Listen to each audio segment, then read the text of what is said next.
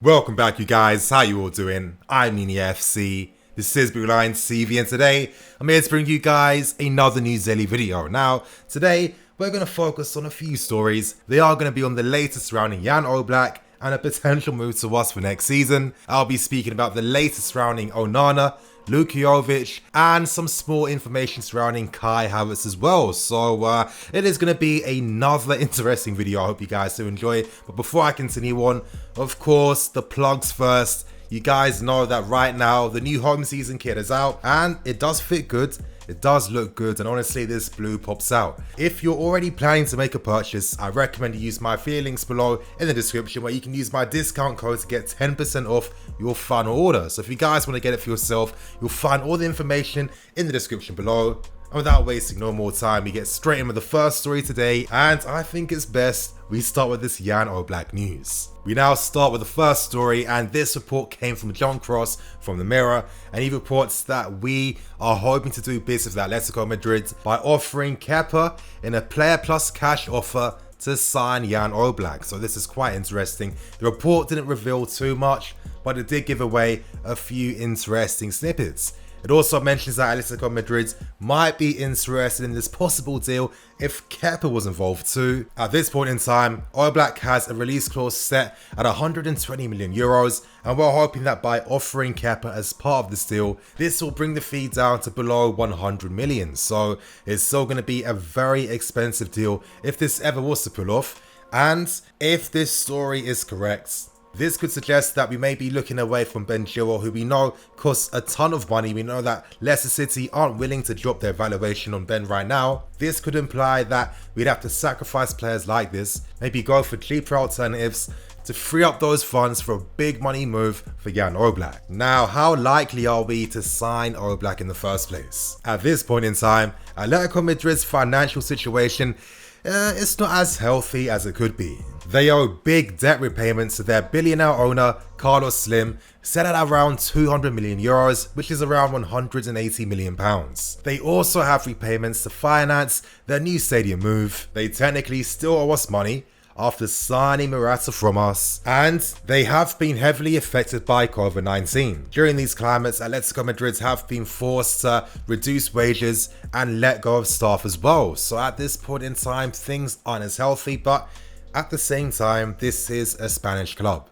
We know that Spanish clubs in particular, they get special preferential treatment from their governments. And we also can't forget that we live in very special times in the football world right now. We saw earlier yesterday how Man City basically got away with things. They're only paying a 10 million fine. And at this point in time, financial fair play really means nothing. And I bring this point up because the big powerful clubs today, they have their own measures and ways to get behind things. They have their own ways to end up winning in the end. We saw how Atleti sold Carrasco to China to only then sign it back on loan a few years after, and with deals like this, you guys, there's some smart accounting work going on behind the scenes. So in that sense, could we really rely upon Atleti's poor financial situation to give us that potential advantage when it comes to signing Oblak?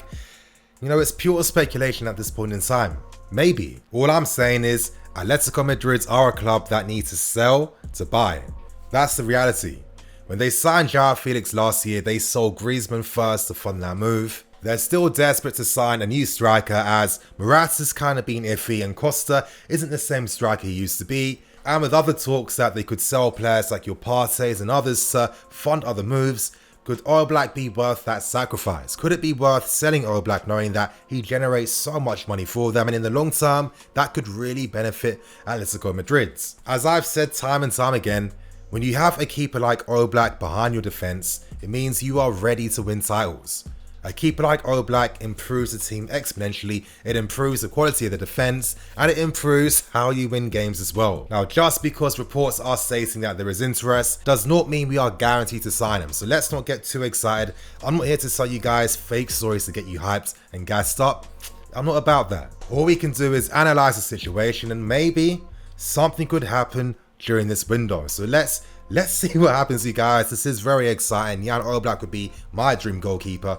one of the best keepers in this world. You could argue that he is the best goalkeeper in the world right now. So you guys in the comment section below, give me your thoughts and opinions. How would you feel if we pulled off the signing of Jan Oblak? We now move on to maybe more realistic goalkeeping news, and this story is in regards to Onana. Now, this article came up from The Athletic from David Ornstein, and the article was pretty informative and pretty interesting. I'm going to break it down for you guys. He states that Onana is available for 30 million euros, which is around 25 to 27 million pounds. There has been regular contact between us and Onana over the previous months, so that is interesting, and it does support a lot of things that I've heard and you guys have heard as well. Of course, Onana would love the move. He loves the idea of playing in London. He loves the idea of playing for a big team too that is able to win things as well. And he likes the idea of rejoining up with Ziyech. So in that sense, he's affordable. He's a great goalkeeper, and his reputation's been there for a very long time. We can't forget that he came from Barcelona's academy. He moved on to Ajax when he was a teenager, and since then,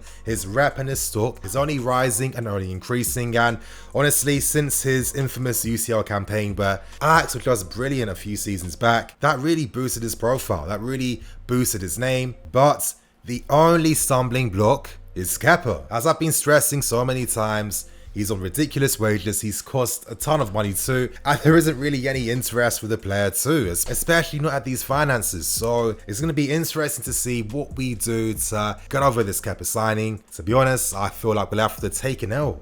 We'll have to take the L. I mean, whoever funded that move, whoever co-signed that move, it didn't even feel like a typical Chelsea move. It felt like it was really rushed, and it was like, I don't know, it just didn't make any sense when we signed Kepa. It just didn't feel like it's something we'd normally do. We could pay the price for that, and to be honest, what can you really do? Loan him out somewhere, hopefully use him in a player swap deal, and even then, that depends on so many things too. For me, I think Onana would be a great signing. I think he's a lot more realistic compared to Jan Oblak, and I think maybe there's a bigger possibility that he's someone we could sign over someone like an Oblak. What I really like about Onana is how he steps up in the big games. He is a big game player, a big game goalkeeper. You can rely upon him. He has that distribution that Kepa doesn't have, which I haven't seen from Kepa since the day we signed him. He has a winning and confident personality too, and I think he would gel with the team very well. Let's see what happens. I personally feel like if we do move for a goalkeeper, realistically, it is going to be Onana, and I think he would be an unbelievable signing. We now move on to the third story, and this is in regards to Kai Havertz. Now, there were some stories during the round suggesting that we could potentially have this move jeopardized by the lack of UCL football. Now, I don't think this news was inaccurate.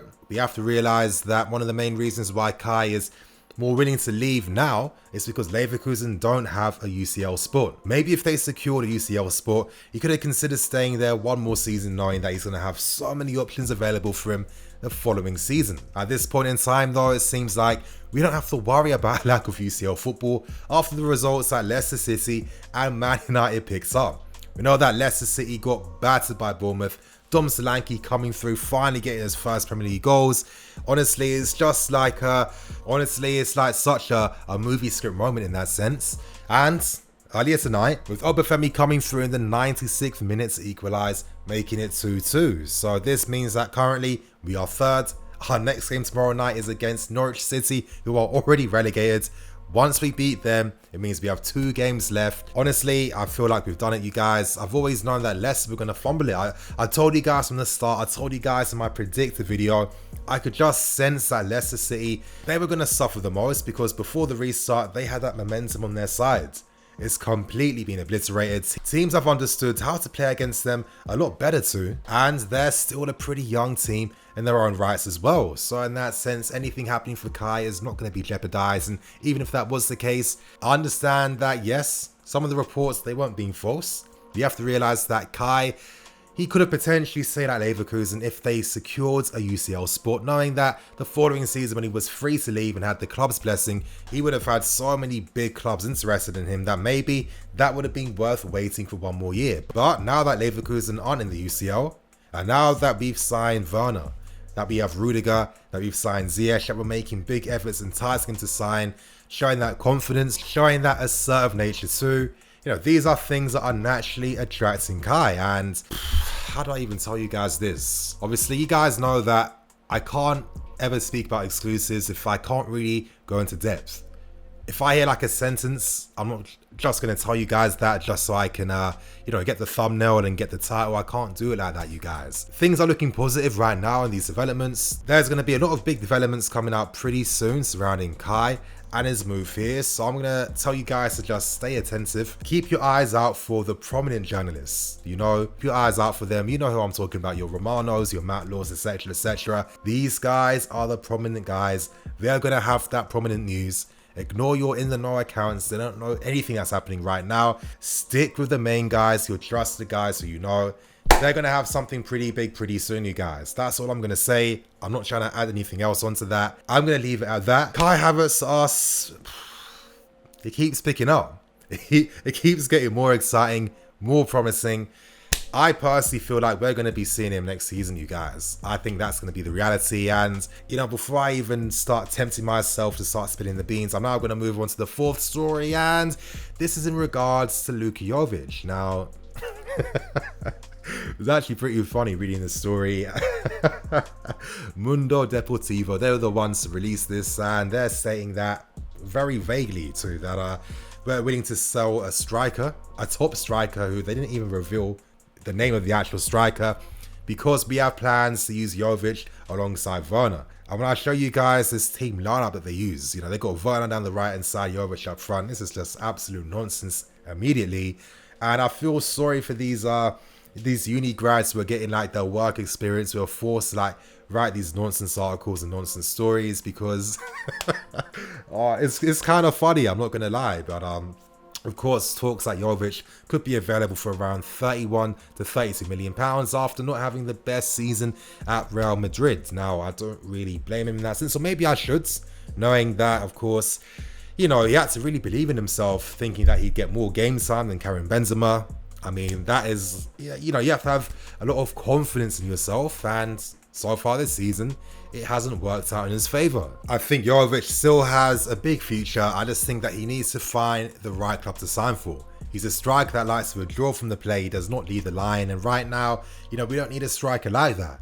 We don't use tactics or a system that incorporates players of this nature either. And this is just another nonsense article. But, to be fair to the article, it only does state that we are monitoring the situation. And, this is typical practice for big clubs to monitor all targets and all possibilities, because sometimes you just never know what's going to happen. And for clubs of this stature, you need to always prepare yourself for anything. So I'm not saying that this report was a complete fabrication and a made up lie. Maybe it could be stretching certain truths, but to be honest with you guys, from a tactical perspective, Jovic just doesn't complement what we're doing at this point in time. And there you have it, you guys. That was my news daily video. I hope you guys enjoyed. In the comment section below, give me your thoughts and opinions. And on that note, I'm going to wrap things up and keep things moving. Thank you for watching. I'm the FC, the Salisbury Lions CV. I'll catch you guys later with some more videos.